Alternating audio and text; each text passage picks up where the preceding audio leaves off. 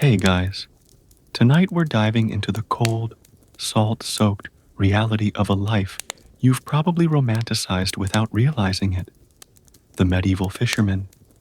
You've seen the images, a quiet boat drifting at dawn, mist curling on the water, a man casting his net like he's one with nature, maybe even whistling a tune while the sun rises behind him. Peaceful, right? Maybe even a little noble? Yeah, not quite. Because trust me, being a real medieval fisherman was less picturesque sunrise and more constant wet misery with a side of trench foot. The sea didn't care about your dreams, it just wanted your boots, your fingers, and eventually, your life. Out on those medieval waters, every day started too early and ended too late. You didn't fish for sport or solitude. You fished because, if you didn't, someone starved. You didn't battle gentle breezes. You battled hypothermia, rotting nets, and waves that thought drowning you was funny. The pay was bad. The hours were worse. And the smell, well, let's just say it followed you into your grave. Before we get into just how much this life sucked, take a second to like the video and subscribe if you're into these kinds of brutally honest history deep dives. It genuinely helps out. And let me know in the comments where you're tuning in from and what time it is. I love seeing who's out there and what corners of the world we're exploring this from together. Now dim the lights, maybe throw on a hoodie for that damp, medieval vibe, and let's head into the tides. Because the sea was hungry and you were its favorite snack. Let's get something straight. Being a medieval fisherman didn't come with glory. No songs, no statues, no heroic tales passed down by candlelight. You didn't ride a horse or swing a sword. You smelled like dead trout and looked like a walking mildew stain. But here's the part most people never think about. If you stopped working, if you skipped even one morning pulling those freezing nets out of the water, the entire village would feel it by lunchtime. The baker couldn't sell his fish pies. The innkeeper had nothing for the stew pot. The market stalls would sit half empty.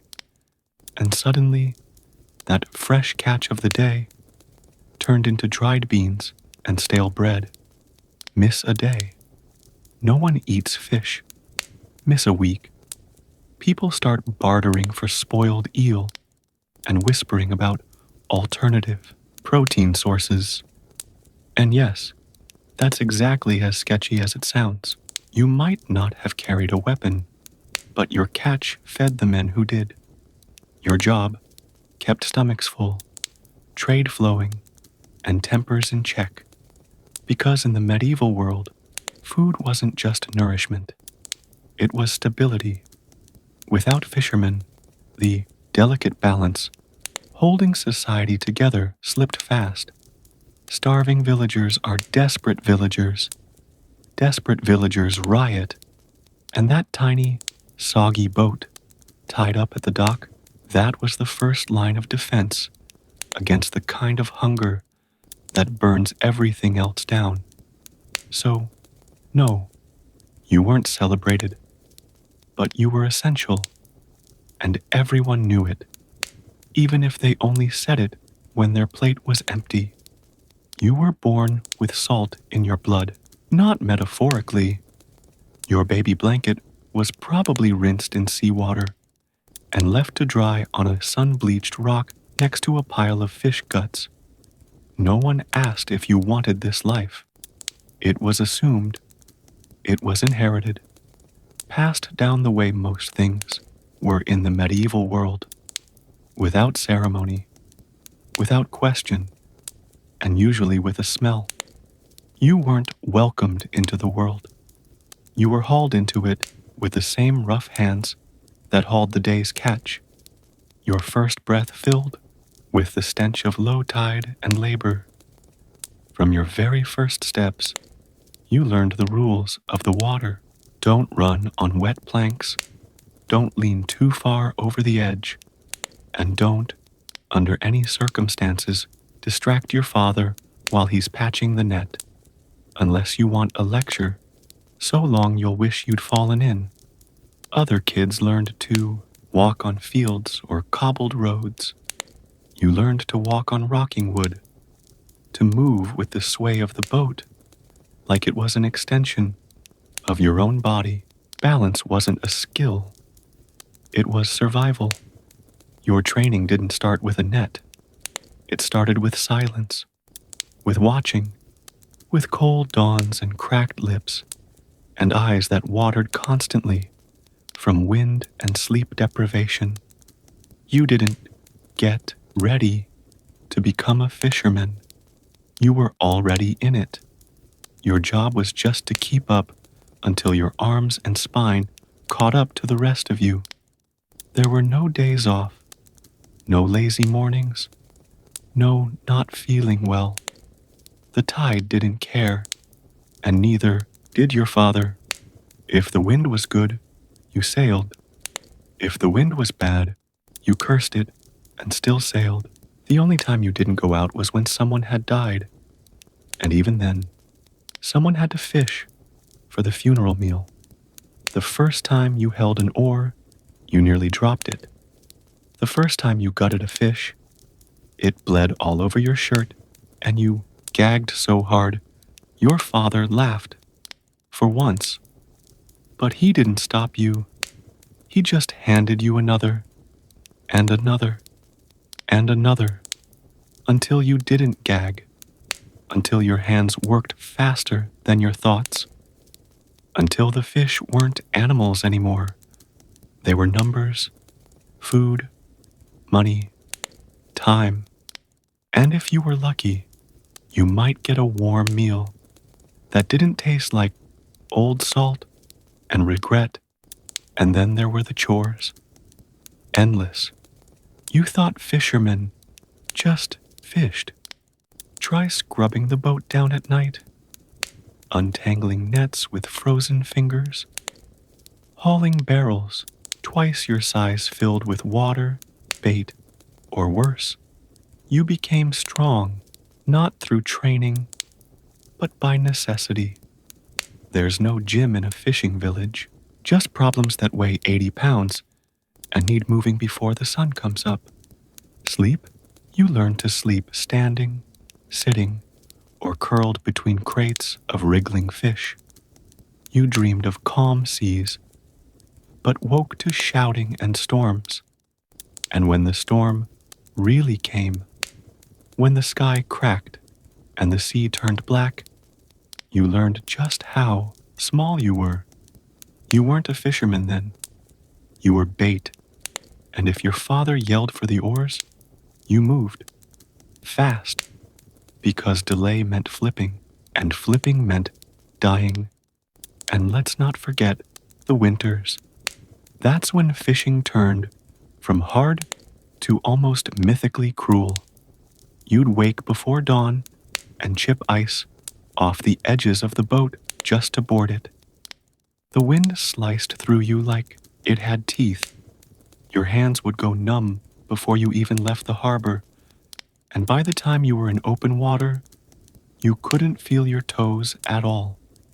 You wrapped yourself in wool that never dried, boots that always leaked, and dreams of spring. That seemed more like a fairy tale than a season. You envied the farmers. Yes, they worked hard too, but at least their land didn't try to kill them every morning. You envied the blacksmith's fire, the shepherd's hills, even the monk's quiet. You had none of that. You had cold. You had rot. You had the eternal drip of salt water down your back and the sound of gulls laughing like they knew something you didn't. And yet, for all that, you kept going because no one ever told you not to, because there was no alternative, because this was life, You weren't born into a trade. You were born into a contract with the water, with the sky, with the endless, thankless rhythm of survival. Let's talk about the job itself, not the romanticized version with sunbeams and seagulls. No, the real version, the one where every day starts too early, ends too late, and kicks you in the ribs somewhere in between. You weren't just a man with a boat. You were a body built to suffer. You didn't work with the sea. You fought it, and most days, it won. First, the mornings. And by morning, I mean before light, before birds, before most people had wiped the drool off their pillow. You'd drag yourself out of bed, if you were lucky enough to sleep in one, and immediately step into cold. Cold floor, cold clothes, cold breath in your lungs like swallowing a knife. You'd throw on your layers, none of them dry, and stomp out into a darkness so thick even the stars didn't bother showing up. Then, it's down to the boat. The nets are stiff with salt and slime. Everything smells like rot and regret. You don't eat. Maybe you chew on something stale. Maybe you don't. Breakfast is for people whose job doesn't involve the real possibility of drowning before noon. You push off, oars creaking, the boat groaning, like it already knows. This is going to suck. And it's right. Fishing isn't graceful. It's not rhythmic. It's war. You fight the tide. You fight the wind. You fight the net that catches on everything except fish. You cast. You wait. You pull. Your shoulders scream. And most of the time, you catch nothing. Or worse, you catch the wrong thing. A broken net, a dead eel, a piece of driftwood, shaped just enough like hope to disappoint you twice. Your hands? Forget it. They're ruined.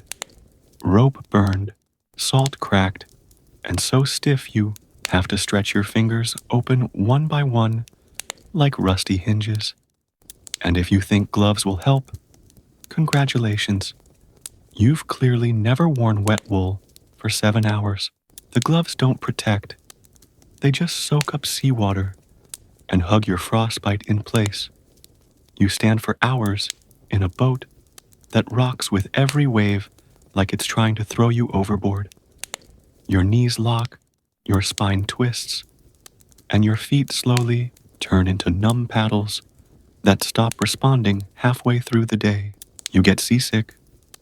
Too bad. Vomit over the side and keep working. The fish aren't going to catch themselves, and your father definitely doesn't believe in sensitive stomachs. Sometimes you pull in something good. A net full of silver, flashes, the kind that make your arms burn, but your heart rise just a little. You feel like maybe the day won't be a total disaster, but then the storm rolls in, sudden and loud, like it's been waiting just offshore to ruin everything. Rain hammers your face. Waves slap the side of the boat. The sky goes from blue to black in minutes. And now you're fighting to get back to shore without flipping. You bail water with one hand while gripping the oar with the other. You yell, but the wind takes your voice. The boat groans louder. The nets tangle. Your fingers slip. You pray, but you know better. The sea doesn't listen. When you finally make it back, assuming you make it back, you're soaked, frozen, and exhausted. You haul your gear over mud-slick docks while your body begs you to just fall over and let someone else deal with it. But no one else will, because this is your job. And tomorrow, you're doing it again. And that's on a good day. Bad days mean injuries, cuts from sharp fins, crushed fingers in ropes, a fall that cracks a rib on the edge of the hull, infection from water that's never clean. Some men lost eyes to snapped lines, arms to tangled nets. Some just vanished, swallowed whole by the sea. Their names passed around like cautionary tales, while the rest of the crew pretended not to shake. And let's not forget the smell. You never forget the smell. It's in your clothes, your hair, your breath.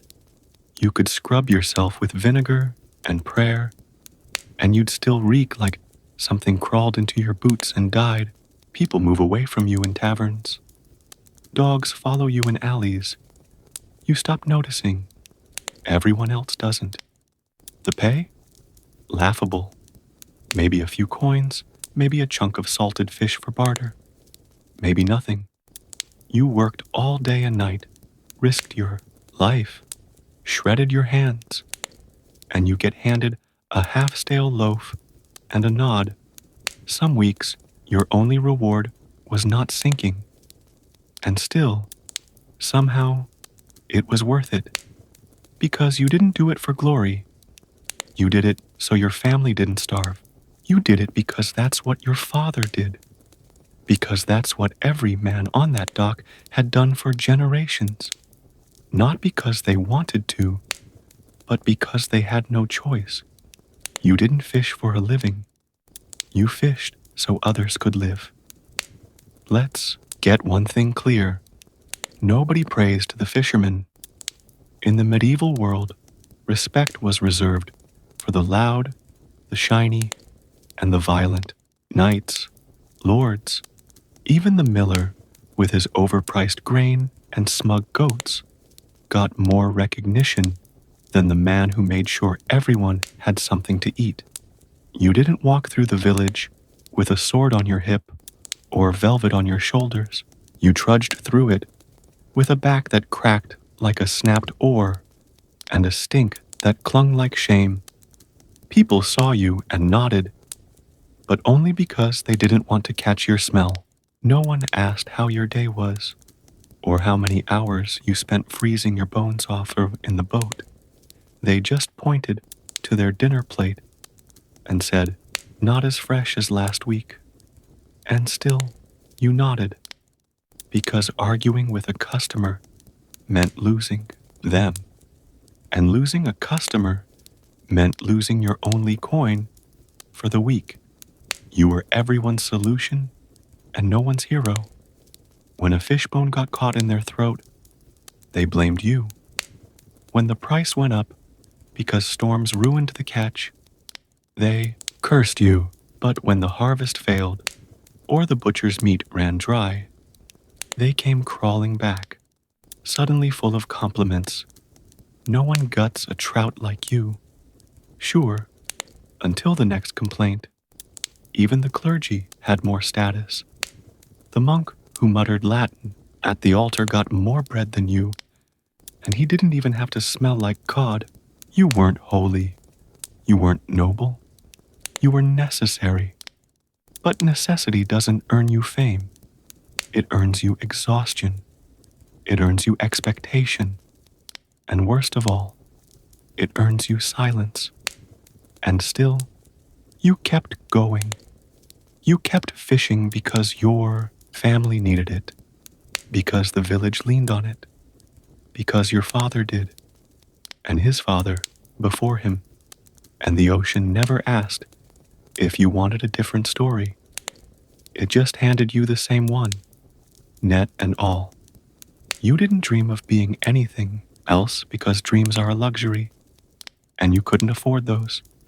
What you could afford was rope, and maybe, if the month was kind, a single night at the tavern where no one sat too close, and the ale was only slightly less bitter than the sea.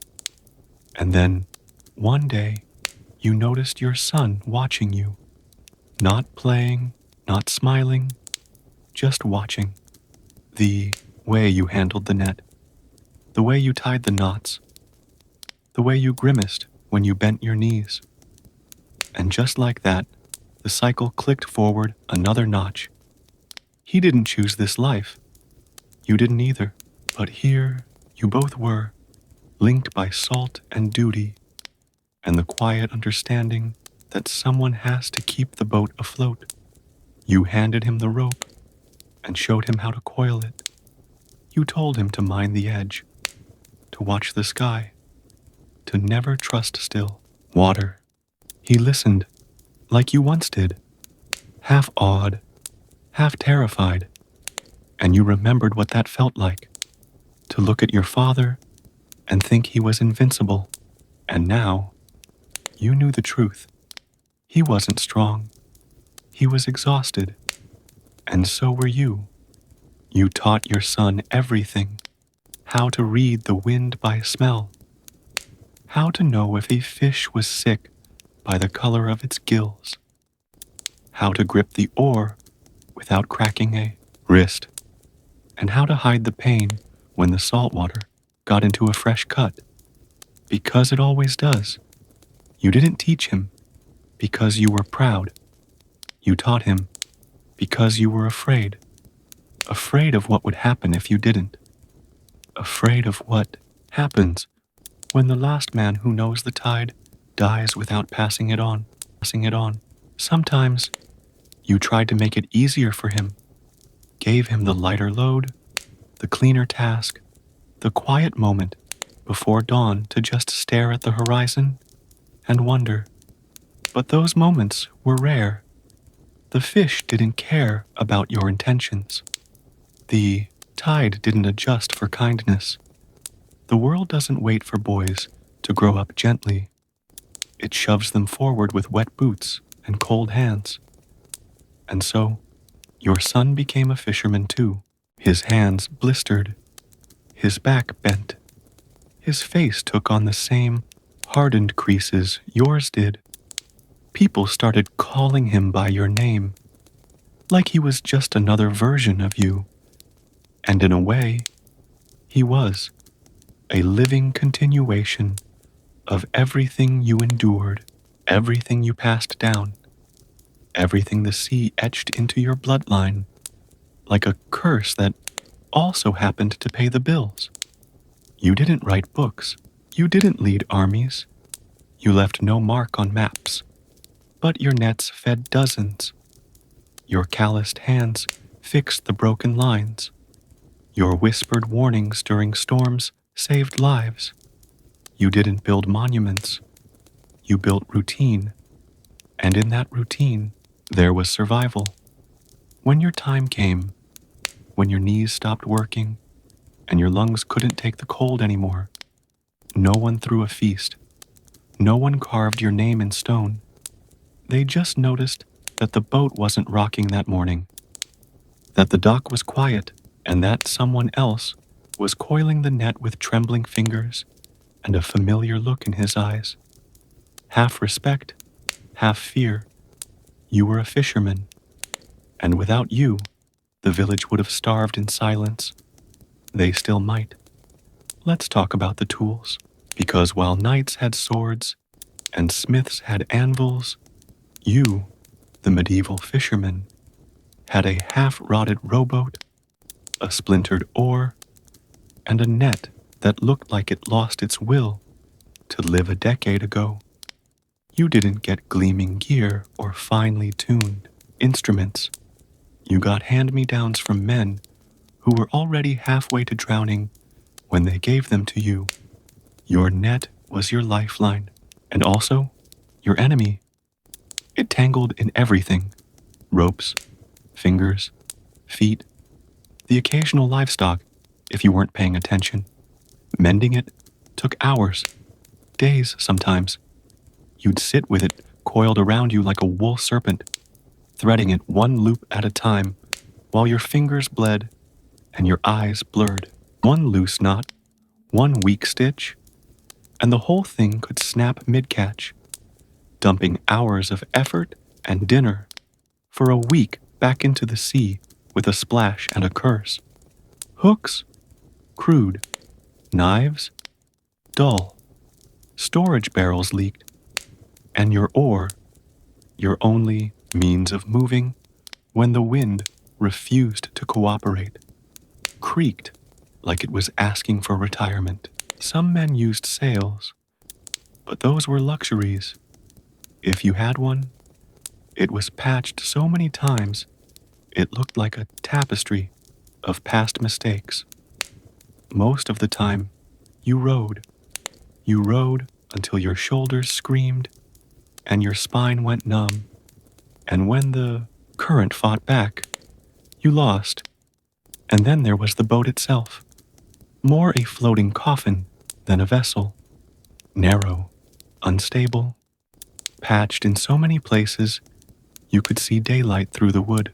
The nails rusted, the planks warped, and no matter how much tar you scraped into the seams, the water always found a way in. Always.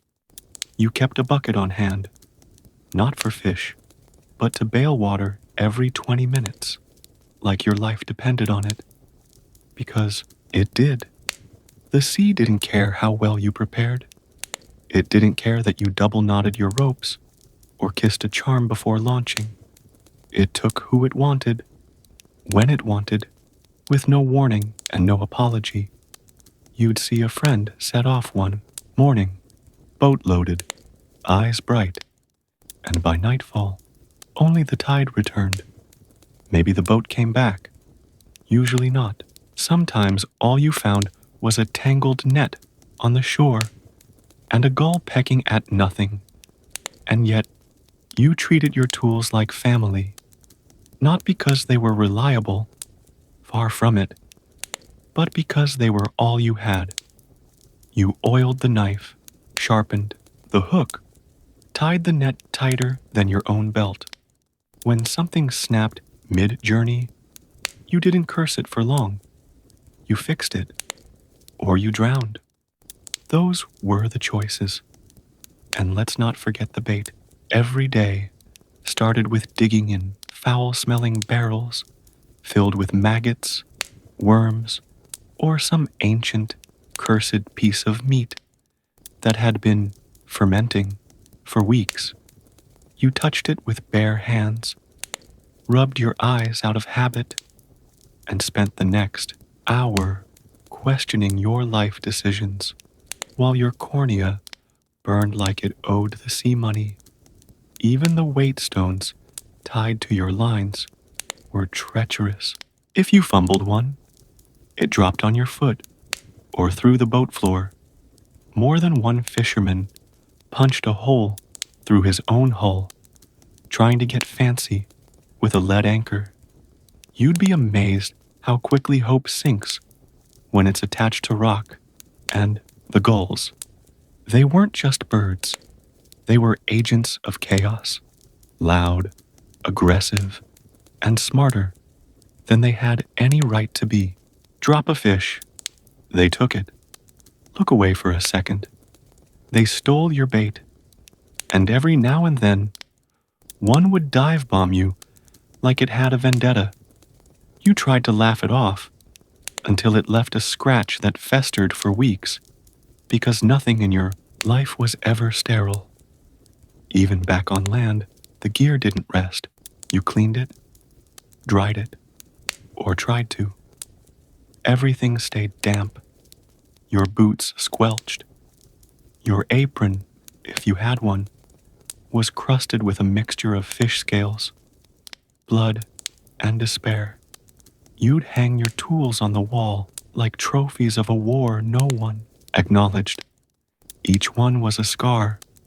Each one had a story. And still, every morning you picked them up again, because there was no backup set, no gear shop, no safety net, just your boat, your tools, and the water. Always the water. Coming back to land didn't mean the work was over. It just meant the misery changed flavor.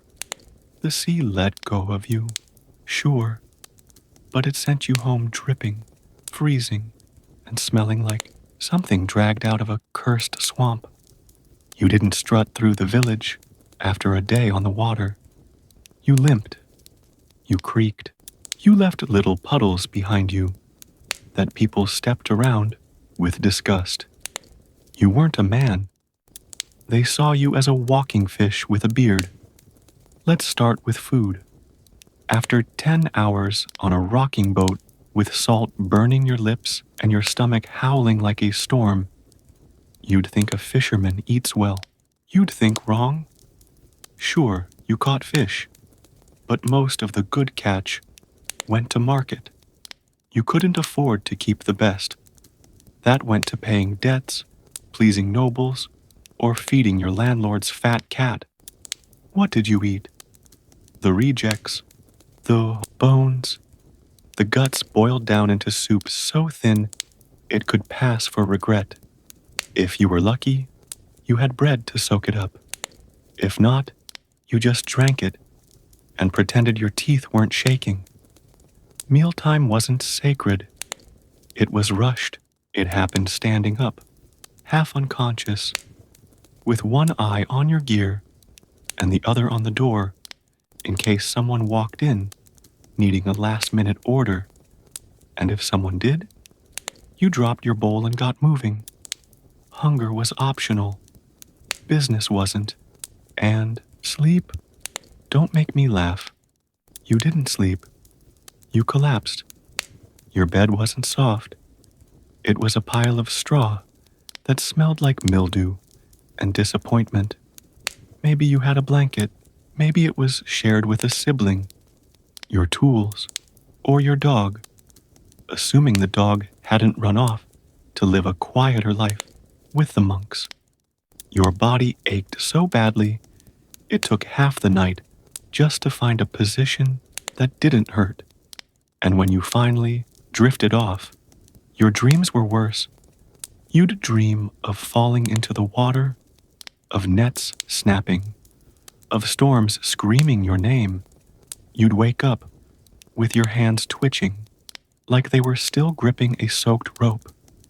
And when you did sleep, you snored like a drowning ox, not out of choice, but because your nose was permanently clogged with a mixture of sea salt, fish scales, and smoke from that one time your hut's fire pit nearly asphyxiated you. Your lungs had long given up on asking for clean air. They just wheezed through it and hoped for the best. Let's not forget the smell, the permanent, inescapable stench of your life. It started mild, just a little ocean on your boots, but then it seeped into your clothes, your skin, your hair, your soul. You could bathe, but what was the point? You'd be back in the boat by dawn, soaked again by sunrise. The water was too cold to scrub with and too precious to waste. And soap, that was for priests and the rich. Your soap was salt water and shame. You smelled like rot, like brine, like something that fell behind the tavern and never got found. Children avoided you. Dogs followed you. Your wife, if you had one, learned to love with her eyes closed and her nose turned away. And when you walked into a room, you didn't announce yourself. Your smell did, loudly. People didn't say, hello. They said, oh God, is that you? Even your tools joined the stink parade. Your nets were never clean. Your boat always damp. Your boots reeked like wet leather, dipped in a swamp and left to ferment under a pig. You didn't mind. You stopped noticing. But everyone else, they noticed. Still, you kept showing up. Still, you got back in the boat. Still, you faced the sea. Because that's what life on land was. A brief intermission from the chaos of water, not a break, not a reward. Just another part of the job, another piece of the cycle. Eat just enough, sleep just enough, stink always. Then repeat, and deep down, If you were being honest, you preferred the sea. At least the sea didn't judge you. It tried to kill you, sure, but it never looked at you like you didn't belong. On land, you were a nuisance. On water, you were a fisherman. And that meant something, even if it meant smelling like a haunted mackerel for the rest of your life. You didn't just fight the sea. You tried to stay on its good side, because every medieval fisherman knew the ocean wasn't just water, it was alive, a thing with moods, memories, and the terrifying ability to hold a grudge. So you respected it, you feared it, and you filled your days with little rituals, whispered habits passed down from generations who didn't just drown, they vanished. They vanished. First rule: never name your boat after someone you loved. That was tempting fate. Give your ship a sweet name, like Hope or Anna, and you were practically asking the sea to take it. You wanted something modest, humble, even a little ugly. Names like Old Salt or Second Chance. You didn't brag. You didn't boast. You begged in your own quiet way to be ignored. Second rule: never whistle on the water. Whistling was said to summon the wind, and not the good kind. A clear day could turn murderous, because some fool decided to hum a tune while hauling in the net. If you heard someone whistle, you didn't scold them. You stared like they'd just insulted the gods, and hoped the sea didn't hear. You never set sail without your lucky charm. Maybe it was a carved piece of driftwood, a coin blessed by a priest, a bone from a fish caught during your first trip out. Some men tied herbs to their oars. Others muttered the same prayer every time they stepped into the boat. You didn't need to believe in magic to believe in routine. And in a job where death could arrive in seconds, routine was everything. And the omens? You watched for them like your life depended on it. Because it did. A black cat crossing your path before launch? Don't sail. A raven circling above the boat? Bad catch ahead.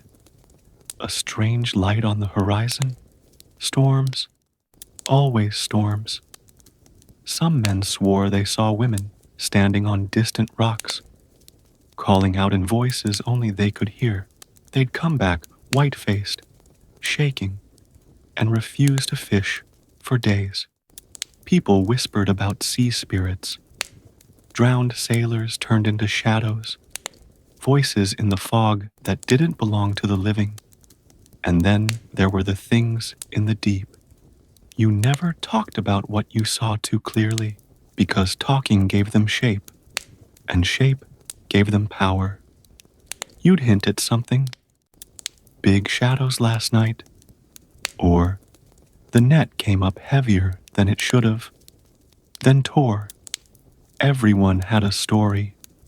A massive shape just under the surface, a catch that screamed when it was pulled up. A light in the depths, moving like it was watching. Some believed in sea dragons, not the fairy tale kind. Something older, meaner. You didn't fight them, you avoided them. You turned your boat around, no matter how far you'd rowed. Better to come back with nothing than not come back at all. And if someone died, you didn't ask too many questions. You lit a lantern. You muttered thanks to the sea for taking just one. You placed a pebble from the shoreline in the boat before your next trip. You didn't know why, just that your father had done it, and his father before him, and they'd all lived longer than they should have. Religion and superstition blurred on the water. You wore a cross maybe, but you also spit over the side before casting your net. You said a prayer, but refused to say the word drowned You crossed yourself and then knocked on wood. You covered every base, not because you were devout, but because you were desperate, desperate for the sea to spare you one more day. You saw what it did to the careless, the arrogant, the ones who bragged about good weather or joked about mermaids pulling them under. Those were the men who disappeared, the ones who went out on clear skies and calm water and never came back, and you knew better. So you stayed humble, you stayed quiet, you tied your lucky rope 3 times instead of 2. You nodded to the waves like they were watching, because maybe they were. If the sea was your master, then the seasons were its moods, and none of them were kind.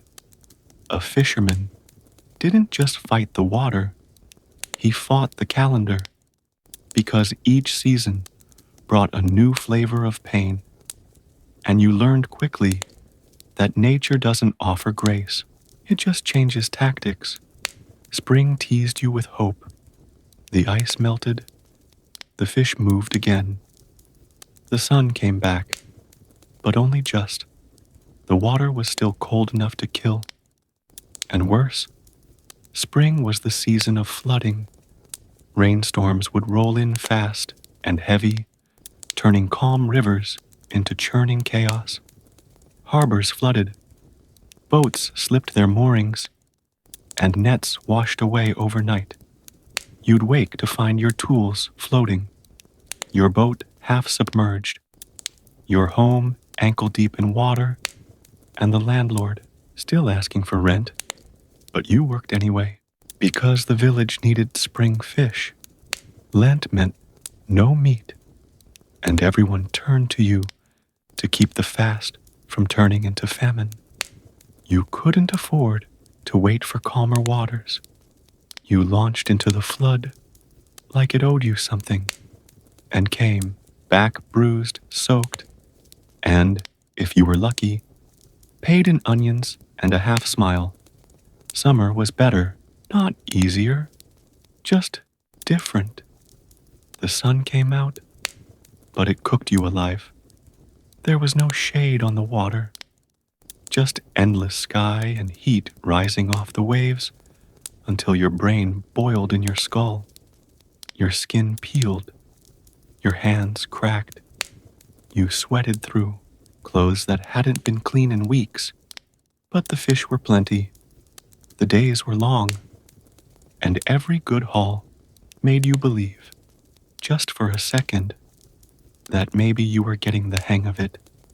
Then came the flies, clouds of them, hovering over your catch, crawling up your nose, sticking to your sweat. You waved them away for hours, cursed them, ate a few by accident. By nightfall, you'd be so tired you didn't care anymore. You just lay down beside the nets and hoped no one noticed the smell wasn't just the fish. Autumn hit harder than you expected. The daylight vanished.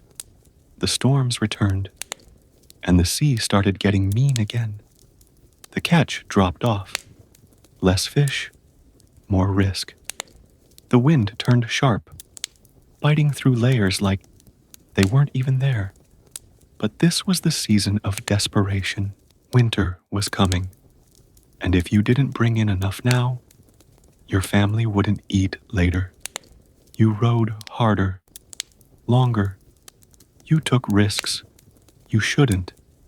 You launched when the sky was too dark, when the clouds moved too fast, when your gut said no, but your hunger said yes. You knew better, but you also knew hunger. And in the medieval world, hunger didn't knock politely. It kicked down the door, and then there was winter. The water turned black. The air turned to knives. Ice formed on the edges of your boat, your beard, your eyebrows. You had to break your oar free from frozen water just to start. Your nets stiffened into frozen webs that tore your fingers open if you didn't warm them first. But there was no fire, no shelter, just wind cold and the sound of your own teeth grinding together. And still, you fished, because you had no choice. You fished when your hands went numb and your boots filled with icy slush. You fished when your coat froze to the boat. You fished when the river cracked and the harbor vanished under a sheet of white silence. No one came to help. No one asked if you were okay. They just asked, "Is there any perch today?" And you said yes, even if there wasn't. And when famine came, not the seasonal kind, but the creeping, skeletal kind that settled into the village like a plague, you were the last line of defense. Crops failed, roads froze, but the fish were still out there, somewhere. The whole village turned their eyes to the water, and by extension, to you. You became the only thread between hunger and survival. People came to you begging, offering cloth, bread, even family heirlooms for a basket of bony catch. And sometimes you gave it away, not because you could afford to, but because you knew what it felt like to go to bed with nothing, to dig through yesterday's scraps, hoping for a single bite of something that didn't smell like mold. Floods would sometimes come uninvited, swallowing homes, turning livestock into driftwood. The river that gave life now clawed it away. You'd see boats crash into each other in the chaos, docks torn apart like matchsticks, entire villages submerged. But still, you worked, because the fish didn't stop swimming, and the people didn't stop needing. Through all this, you aged twice as fast as anyone else. By 30, you felt 60. By 40, your bones were soaked through with cold. You lived not by years, but by seasons. You measured your life in storms survived, nets mended, and winters endured. And when you finally stopped, when your hands could no longer hold the line, when the oars were too heavy, when your breath fogged slower than before, the sea didn't mourn you, the village didn't throw a feast. Life simply moved on. Another boat went out. Another boy took your place. The seasons didn't notice, but your family did. Your tools did.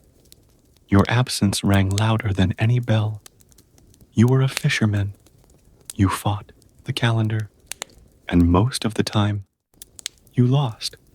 But you fought anyway, because someone had to. You won't find a statue of a medieval fisherman. No monuments, no plaques, no carved stone in the town square.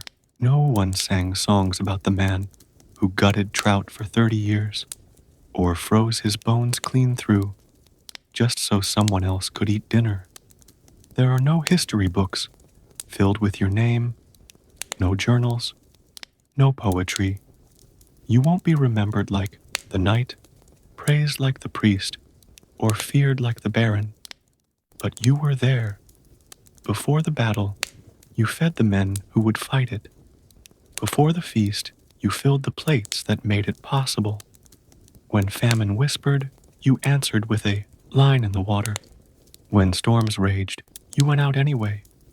Quiet, relentless, necessary. And that's the thing.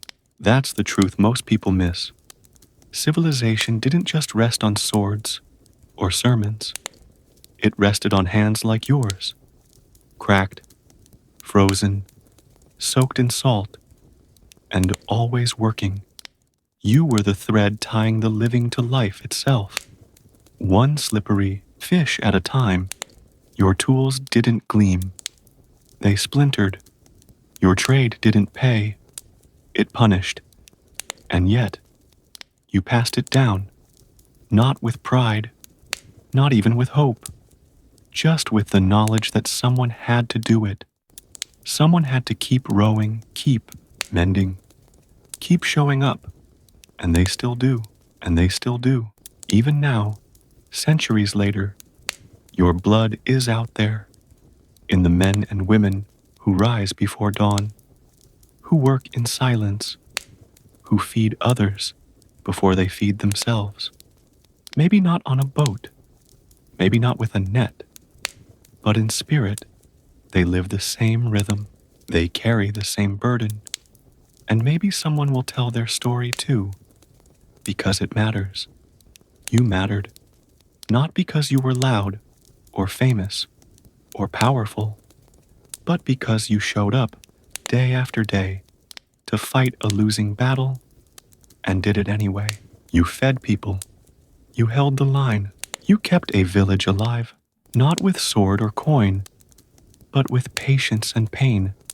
So no, the sea won't remember your name, but the people you fed, the ones who lived, because you worked through rain, through hunger, through loss, they did. Maybe not with words, maybe not with songs, but with full bellies, with quiet prayers, with another day survived. And that's the legacy you left behind.